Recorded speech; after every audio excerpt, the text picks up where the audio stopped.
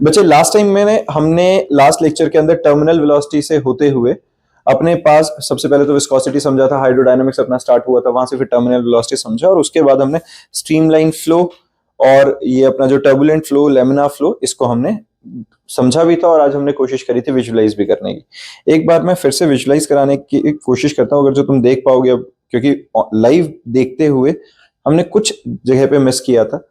अगर इसको वापस से करके देखेंगे तो ये और अच्छा हो सकता है। हमारे पास क्या है, देखो जरा, इसमें एक पॉइंट आएगा जब ये बिल्कुल हमें स्टिल दिखना शुरू होगा। एक कोई सर्टेन पॉइंट आया, दिख रहा है, ये दिख रहा है कुछ सेकंड के लिए जिस टाइम पे हमारे पास आया था, वो एग्जैक्टली एक ऐसा पॉइंट था जहां पर हर क्रॉस सेक्शन के लिए जो हमारे पास ये लिक्विड फ्लो कर रहा था, पूरे उस क्रॉस सेक्शन के अंदर लिक्विड हमें ऐसे लग रहा था कि वो स्टिल है बिल्कुल। इसी को हमने क्या कहा था, स्ट्रीमलाइन फ्लो, जिसमें जो वाटर मॉलिक्यूल्स हैं वो एग्जैक्टली अपने आगे वाले पार्टिकल के आगे वाले वाटर को फॉलो कर रहे होते हैं। दिख रहा है वो बिल्कुल स्टिल हुआ था बीच में। तो जब वो उस तरीके से हुआ था, हम उसको क्या कहते हैं कि वो स्ट्रीमलाइन फ्लो में था। ये स्ट्रीमलाइन फ्लो में सिर्फ तब रहता है बच्चे जब तक वो क्रिटिकल वेलोसिटी से कम वेलोसिटी के साथ लिक्विड फ्लो करेगा। ये हमने लास्ट टाइम डिस्कस किया था। यही चीजें अगर लेयर में होंगी कि हर पिछला पार्टिकल अपने से आगे वाले पार्टिकल के एग्जैक्ट पाथ को फॉलो करेगा, तो वो जो कहलाता है वो हमारे पास क्या था, अपने पास वो लेमिनार फ्लो था जब लेयर्स के लिए हो रहा था। अगर क्रॉस सेक्शंस के लिए हो रहा था तो हम उसे स्ट्रीमलाइन कह रहे थे। और अगर कोई इस तरीके को फॉलो ना करे, इसका मतलब वो टर्बुलेंट फ्लो में है। और टर्बुलेंट फ्लो तब आता है जब कोई लिक्विड क्रिटिकल वेलोसिटी से ज्यादा तेज फ्लो करेगा।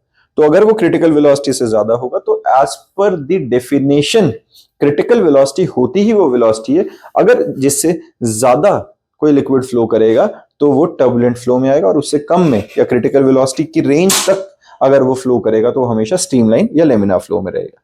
डन है। इसी को जो हम क्रिटिकल वेलोसिटी की बात करें, उसी को हम सिर्फ डायमेंशंस के बेसिस पे डिराइव करते हैं, अलग से डेरिवेशन नहीं है।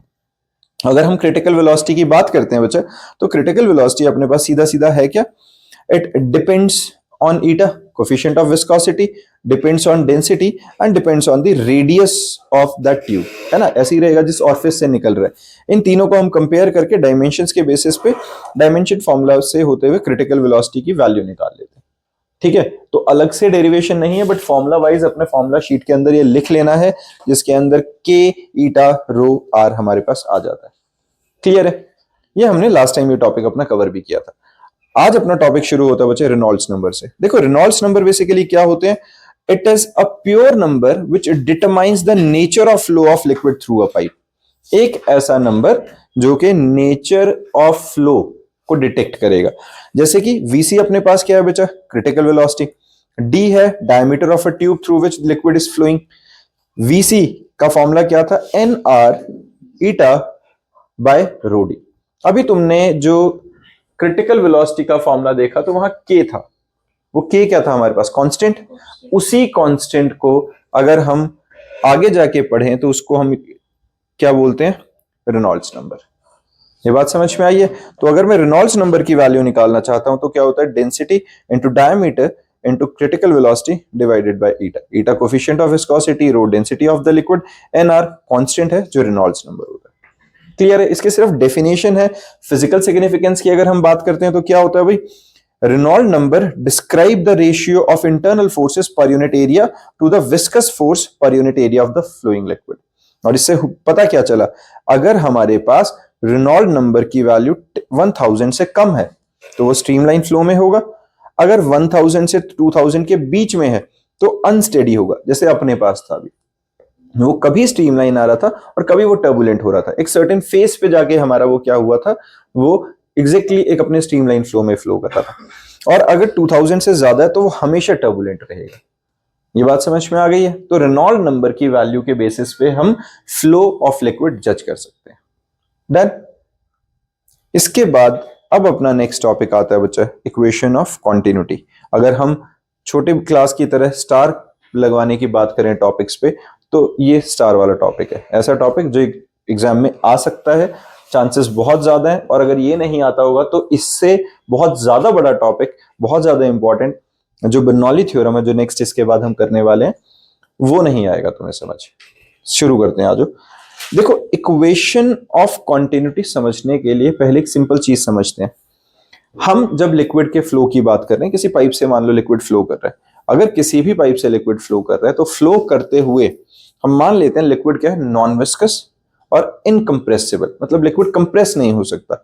जिस ट्यूब से, जिस पाइप से फ्लो कर रहा है वो पाइप एक्सपैंड नहीं होगी, वो भी लगा लेते हैं, क्योंकि अगर मैं एक्सपेंशन का केस ले लेता हूं तो वाटर स्टोर होने वाला केस आ सकता है, तो हम वो भी नहीं ले रहे हैं कि पाइप एक्सपैंड होगी। अब मान लो पाइप में से पानी आ रहा है, तुम आगे से उसके क्रॉस सेक्शन को दबा देते हो। ये करते हैं हर किसी की हरकतें, अगर पाइप में पानी आ रहा होता तो चुल मचती है, आगे से हम दबाते हैं तो पानी दूर जाता है, होता है ऐसा क्यों, दूर क्यों जा रहा है? प्रेशर, प्रेशर में चेंज आ गया, पानी ज्यादा निकलने की कोशिश करता है। अच्छा एक और बताओ, अगर मैं आगे से क्रॉस सेक्शनल एरिया को कम कर देता हूं, हम मान लेते हैं बाल्टी भर रहे हैं पानी की, लिक्विड क्या है, इनकंप्रेसिबल, जिस पाइप के थ्रू आ रहा है वो एक्सपेंडेबल नहीं है, लिक्विड की विस्कोसिटी जो ट्यूब के साथ है वो 0 है। अब जब लिक्विड आ रहा है, मान लेते हैं कि 1 मिनट एग्जैक्टली 60 सेकेंड्स में पाइप के थ्रू आते हुए बाल्टी भर जाती है। अब हमने आगे से क्रॉस सेक्शनल एरिया को कम कर दिया, हाथ से जोर से दबा दिया, तो पानी दूर जाएगा, और अब उस दूर जाने वाले पानी से जो तेज निकल रहा है पानी, उससे अगर मैं बाल्टी भरूंगा तो क्या 60 सेकेंड्स के अंदर बाल्टी भरेगी? 60 सेकेंड्स एग्जैक्टली में भरनी चाहिए। 60 में भरनी चाहिए। कौन कौन कह रहा है 60 में ही भरनी चाहिए? 2 बच्चे, बाकी तुम्हारे हिसाब से? गुरलीन जी 60 से कम, गुरलीन सोच 60 पे भरनी चाहिए। हाँ जी पलक 60 पे भरनी चाहिए। चलो धीरे धीरे ज्यादा पॉपुलेशन 60 की तरफ जा रही है। जो 60 की तरफ जा रहा है वो बहुत लॉजिकल सोच रहा है। क्या सोच रहा है, क्यों भरनी चाहिए 60 पे? क्योंकि जब हमने पाइप को आगे से दबा दिया, क्या आगे से दबाने की वजह से पानी कम आना या ज्यादा आना शुरू हुआ? नहीं। क्यों? क्योंकि अगर हमने क्रॉस सेक्शनल एरिया कम करा, प्रेशर डिफरेंस में कोई चेंज नहीं आया। जितना पहले प्रेशर था, टैंकी अभी भी वहां है जहां से पानी आ रहा है, हमारा हाथ अभी भी उसी लेवल पे। तो एग्जैक्टली जो प्रेशर डिफरेंस है, प्रेशर डिफरेंस क्या था? एच रो जी, एच रो जी अभी भी उतना, और उसी प्रेशर डिफरेंस के इन्फ्लुएंस में पानी बाहर निकल रहा है। फर्क सिर्फ इतना हुआ, जब मैंने क्रॉस सेक्शनल एरिया कम करा तो वेलोसिटी ज्यादा हुई, तो अल्टीमेटली अमाउंट ऑफ वॉल्यूम जितनी पहले निकल रही थी उतनी ही वॉल्यूम अब निकलेगी। वॉल्यूम में कोई चेंज नहीं आ सकता, क्योंकि अगर वॉल्यूम में चेंज आना शुरू हुआ तो पानी स्टोर कहां हो रहा है, वो प्रेशर काम कहां कर रहा है। वो मैं 100% बंद कर दूं तो अलग सीन है ना, वो वाला केस अलग है। ये बात समझ में आई है? तो अगर हम एक ट्यूब ऑफ फ्लो में अगर क्रॉस सेक्शनल एरिया कम कर देते हैं तो वेलोसिटी इंक्रीज हो जाती है, ये सीधा बात है। अब शुरू करते हैं। Consider a non viscous liquid in a streamline flow through a tube AB of varying cross section. ये डायग्राम समझ में आ रहा है बच्चे? क्या है यहां पर? वेरिएबल क्रॉस सेक्शन, ये वाला जो पार्ट है ये, और ये वेरिएबल क्रॉस सेक्शन की हमने एक ट्यूब मान ली है जिससे पानी जा रहा है। हमने कहा यहां पर जो बड़े वाला पार्ट है उसका क्रॉस सेक्शनल एरिया कितना आ गया? A1 आ गया है, और छोटे वाले का क्रॉस सेक्शनल एरिया A2 आ गया। यहां से जो लिक्विड अंदर एंटर कर रहा था V1 वेलोसिटी के साथ कर रहा है, और यहां से जो लिक्विड बाहर कर निकल रहा है वो हमने V2 वेलोसिटी मान लिया। किसी को दिक्कत? अब एक बात बताओ जरा, अगर हमारे पास A1 A2 क्रॉस सेक्शन आ गया, V1 V2 हमारे पास वेलोसिटीज आ गई हैं, लिक्विड की डेंसिटी आ गई है ρ1 ρ2 A और B पर, A एंड पर और B एंड पर ρ1 और ρ2 वेलोसिटी, ये डेंसिटीज आ गई। सिंस लिक्विड इनकंप्रेसिबल है तो क्या डेंसिटीज में डिफरेंस आएगा? तो ρ1 और ρ2 तो बाद में इक्वल पुट कर ही देंगे।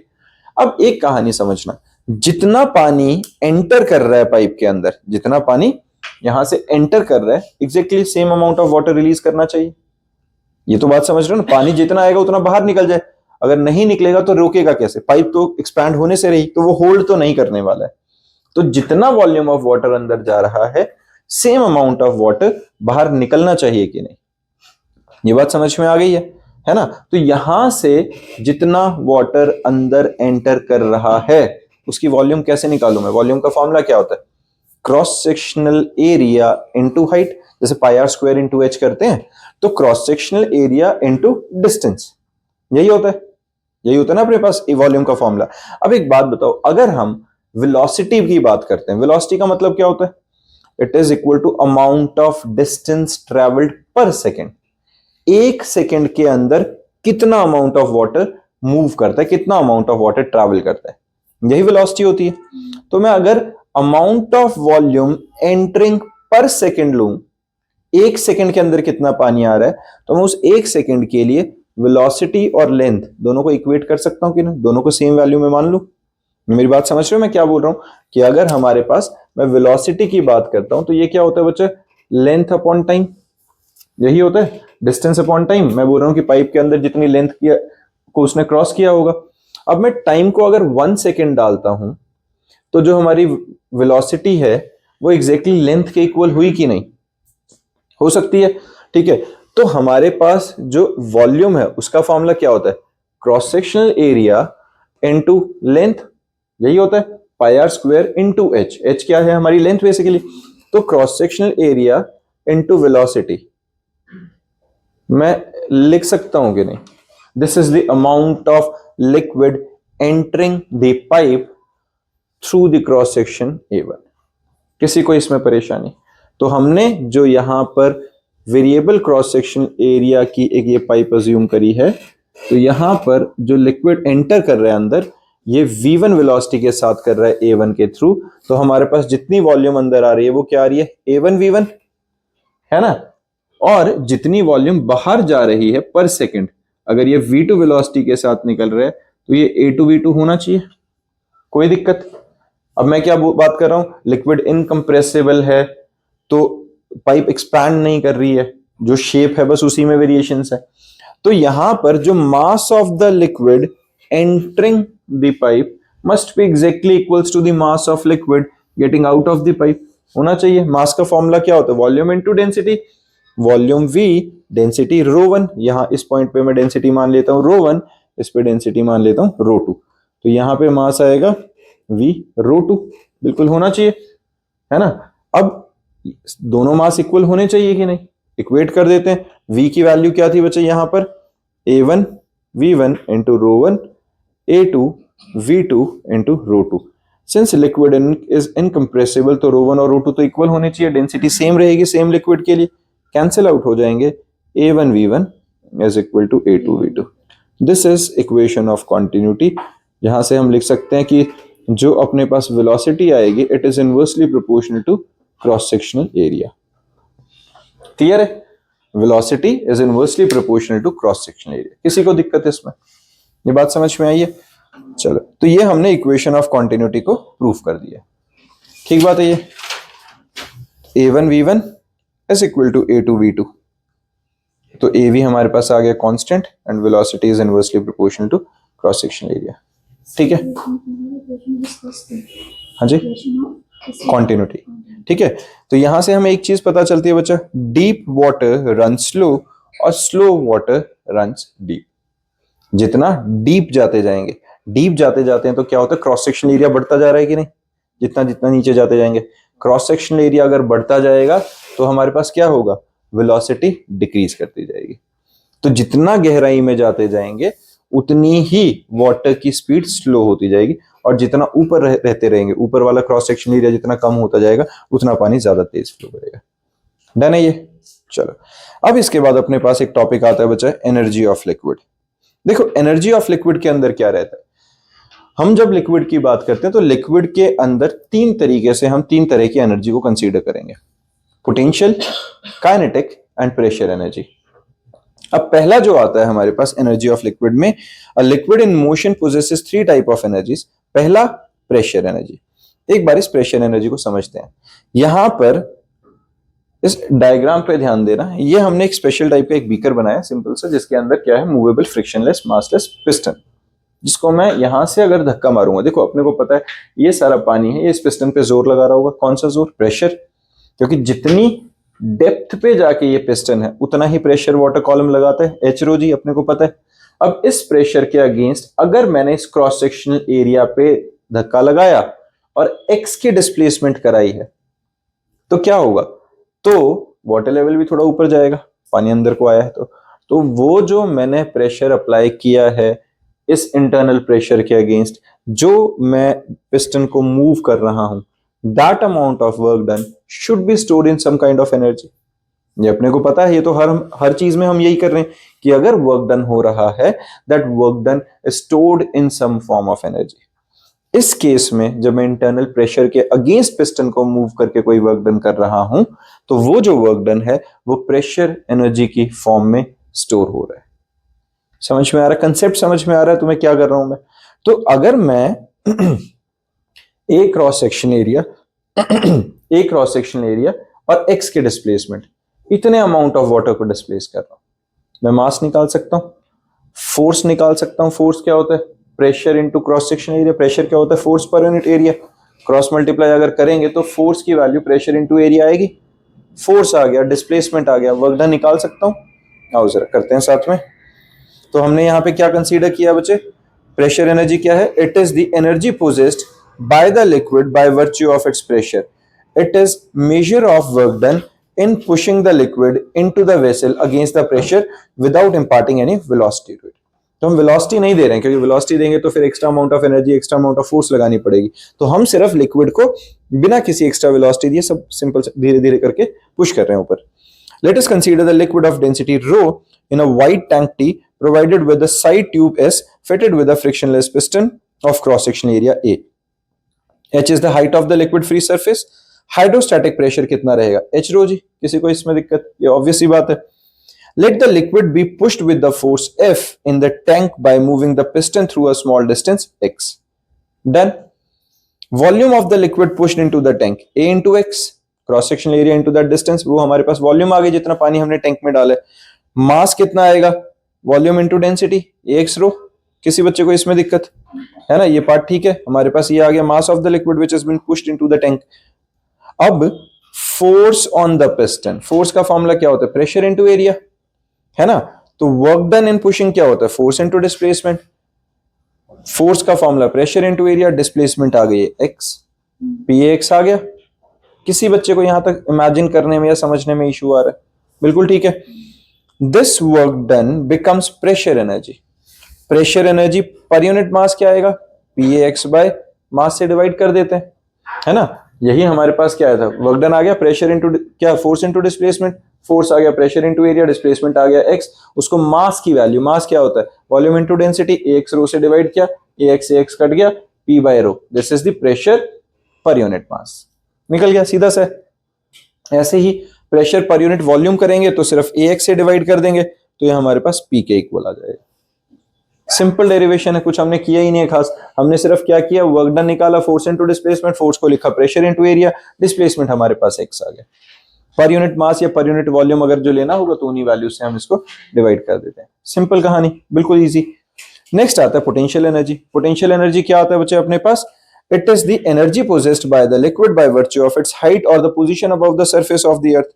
सीधी बात, जो सिंपल होता था हमारे पास क्या था? mgh, है ना? पोटेंशियल एनर्जी तो वही है जो एग्जैक्टली हम हमेशा से करते आ रहे हैं, mgh। अब पोटेंशियल एनर्जी पर यूनिट मास क्या होगा? मास से डिवाइड करा तो gh आ गया। पर यूनिट वॉल्यूम करेंगे तो वॉल्यूम से डिवाइड कर देंगे, तो मास पर यूनिट वॉल्यूम को मैं रो लिख सकता हूं, तो ये रो gh आ गया। किसी को इसमें परेशानी? सिंपल है, पोटेंशियल एनर्जी है सिर्फ mgh, पर यूनिट मास में मास से डिवाइड किया, पर यूनिट वॉल्यूम में वॉल्यूम से डिवाइड किया। Done. Next form of energy kinetic energy. ठीक है, तीन एनर्जीज थी, प्रेशर हो गया, पोटेंशियल हो गया, काइनेटिक। काइनेटिक क्या होता है? Energy possessed by the liquid by virtue of it's motion और वेलोसिटी। पता है हमें काइनेटिक एनर्जी किस वजह से होती है? मोशन की वजह से। फॉर्मूला क्या होता है? Half mv square. पर यूनिट मास करेंगे तो मास हट जाएगा, पर यूनिट वॉल्यूम करेंगे तो वॉल्यूम से डिवाइड करेंगे, और mass upon volume, mass upon volume क्या बनेगी? डेंसिटी। क्लियर है? किसी बच्चे को इन तीन फॉर्म ऑफ एनर्जी में दिक्कत? ठीक है, तीनों फॉर्म आ गई हैं, प्रेशर एनर्जी, पोटेंशियल एनर्जी और काइनेटिक एनर्जी। सिंपल फॉर्मूलाज जो हमारे पास लग रहे थे उन्हीं को हमने बस पर यूनिट मास और पर यूनिट वॉल्यूम के फॉर्म में लिख दिया है। ठीक है ना? ये बात समझ में आई? काइनेटिक पर यूनिट मास में किया तो हाफ mv स्क्वायर से मास हट गया, तो हाफ v स्क्वायर बच गया, mm कट गया। अगर पर यूनिट वॉल्यूम किया तो वॉल्यूम से मास अपॉन वॉल्यूम को हम डेंसिटी लिख लेते हैं। डन है, सिंपल चीज है बच्चा। आगे चलें?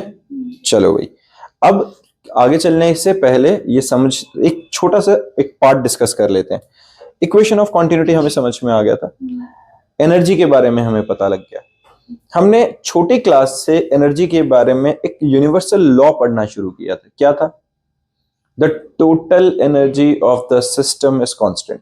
Energy can neither be created nor be destroyed but can be converted from one form to another. That means within the system अगर हम बात करें कभी किसी चीज के लिए, तो जो टोटल सम ऑफ एनर्जीज है वो तो कांस्टेंट रहना चाहिए। अगर total sum of energies constant रहना चाहिए तो किसी भी लिक्विड के लिए प्रेशर एनर्जी, पोटेंशियल एनर्जी और काइनेटिक एनर्जी, तीनों एनर्जीज का सम हमेशा सेम रहना चाहिए कि नहीं? तीनों एनर्जीज का सम मिला जुला के जो रहेगा वो कांस्टेंट होना चाहिए। डन है, मुबारक हो, यही हमारे पास बर्नौली थ्योरम होती है। लॉजिक समझ में आ रहा है? बहुत सीधा सा। हमारे पास बर्नौली थ्योरम ने क्या बोला था? According to Bernoulli theorem, for the streamline flow of an ideal liquid, the total energy that is the sum of pressure, potential and kinetic energy per unit mass remains constant at every cross section throughout the liquid flow. समझ में आई है? पूरे streamline flow के लिए idol liquid क्या होगा? जो non compressible रहेगा, नॉन विस्कस रहेगा। ऐसे लिक्विड के लिए हमारे पास टोटल एनर्जी जो रहेगी वो हमेशा कांस्टेंट रहेगी। डन है। इसको प्रूफ करने के लिए an ideal liquid is one which is perfectly incompressible और नॉन विस्कस। इसको प्रूफ करने के लिए एक हमने ये अलग से तरह की ट्यूब मान ली है। देखो अलग तरह का कुछ नहीं है इसमें, तुम कुछ और डिजाइन की बनाना चाहते हो बनाओ, कोई दिक्कत नहीं है। इसमें एक्चुअली हमने वेरिएशंस दिखाने के लिए ऐसा डिजाइन बनाया होता है। क्या क्या वेरिएशन है? पहला, क्रॉस सेक्शनल एरिया चेंज कर दिया, यहाँ कम कर दिया, वहां ज्यादा था। दूसरी, हाइट की वेरिएशंस हो गया ग्राउंड लेवल के हिसाब से, तो वहां पोटेंशियल एनर्जी कम, यहाँ पोटेंशियल एनर्जी ज्यादा। यहाँ क्रॉस सेक्शनल एरिया बड़ा है तो वेलोसिटी कम, यहाँ क्रॉस सेक्शनल एरिया छोटा है तो वेलोसिटी ज्यादा। ये इक्वेशन ऑफ कॉन्टिन्यूटी के हिसाब से। अब हमें ये प्रूफ करना है कि जितनी टोटल एनर्जी यहाँ होगी उतनी ही टोटल एनर्जी वहां होनी चाहिए। होना चाहिए, ऐसे ही होना चाहिए। लेकिन एक बात बताओ, पहला मुद्दा तो यही डिस्कस करते हैं, पानी नीचे से ऊपर जाए क्यों? अगर मैंने हाइट का डिफरेंस क्रिएट कर दिया तो क्या कभी ऐसा होता पानी नीचे से ऊपर जाएगा? नहीं जाएगा। अगर हमें पानी को एक जगह से दूसरी जगह भेजना है, किसी भी फ्लूइड को मेरे को एक जगह से दूसरी जगह भेजना है, तो मुझे क्या करना पड़ेगा? मुझे प्रेशर डिफरेंस क्रिएट करना पड़ेगा। होगा कि नहीं? और वही प्रेशर डिफरेंस जो वर्क डन करेगा, that work done will be stored in form of energy. होना चाहिए कुछ ऐसा ही, होना चाहिए ना। आओ शुरू करते हैं। लॉजिक समझ में आ रहा है बच्चे? बर्नौली थ्योरम का कंसेप्ट पता चल रहा है? आओ शुरू करें। देखो इसमें पहला क्या है? Let us consider a tube A B of varying cross section through which ideal liquid flow. साथ के साथ बच्चे करते चलेंगे, जो मैथमेटिकल पार्ट आएगा। कहानियां नहीं लिखना, वो अपने बाद रेगुलर नोट्स में कर लेना, लेकिन अभी क्विक नोट्स के अंदर मैथमेटिकल ट्रीटमेंट जितना भी रहेगा वो साथ में सॉल्व करेंगे। P1 क्या आ गया है? Pressure applied on the liquid. सबसे पहले तो सिर्फ डायग्राम बना लो इसका, और डायग्राम के ऊपर ही लिख लेना ऐसे, ठीक है।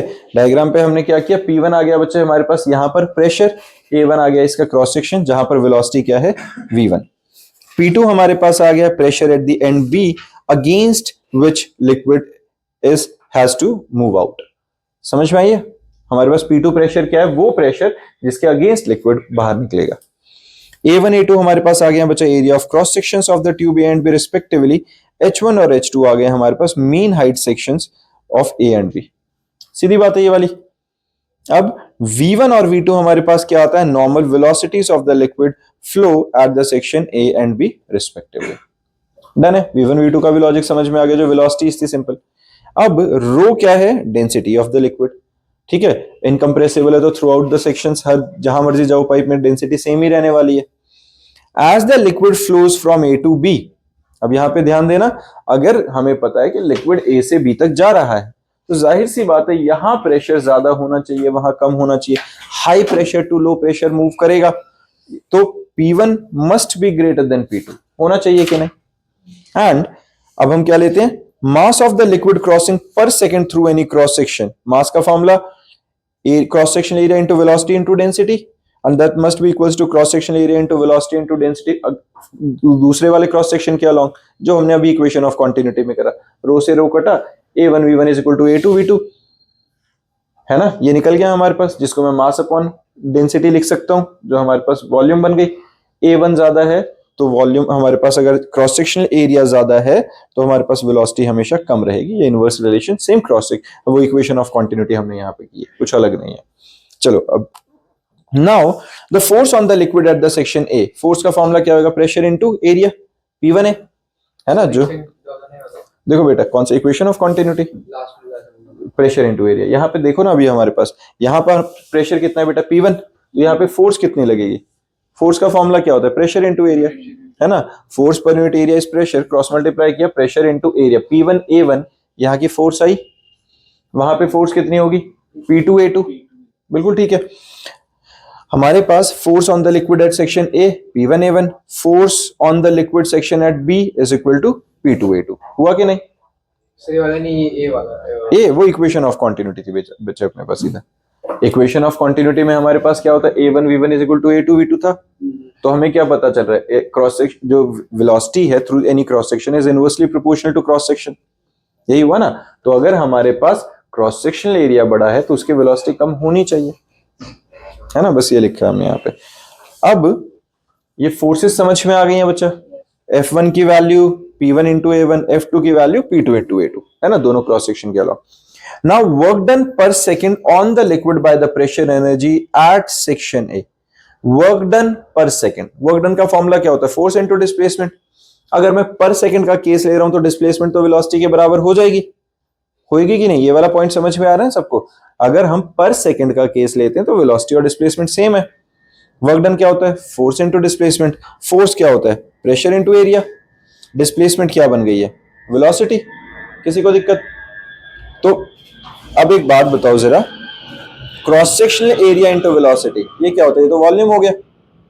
Cross sectional area into velocity, ये तो हमारे पास वॉल्यूम बन गया पर सेकंड के लिए जो एंटर कर रहा था। तो उसको मैं P1 इंटू V लिख सकता हूं, सीधी बात है ये। ऐसे ही work done by the liquid against the pressure energy at B, जो दूसरा एंड है, वहां क्या होगा, फोर्स इंटू डिस्प्लेसमेंट। फोर्स क्या आएगी, P2A2, डिस्प्लेसमेंट क्या आएगी, V2, जिसको मैं P2V लिख सकता हूं। यहां तक किसी बच्चे को थोड़ी सी भी परेशानी है? डन है। अब नेट वर्क डन क्या होगा बच्चा, सिंस एक जगह से लिक्विड ऊपर जा रहा है तो यहां का फोर्स और वहां, मतलब यहां से लगने वाला वर्क डन और वहां से लगने वाले वर्क डन दोनों ऑपोजिट डायरेक्शन में, उनका डिफरेंस निकाल देते हैं, P1V minus P2V। This is the net work done on the liquid when it goes from cross section A1 to cross section A2। Done है, ये समझ में आ गया सबको?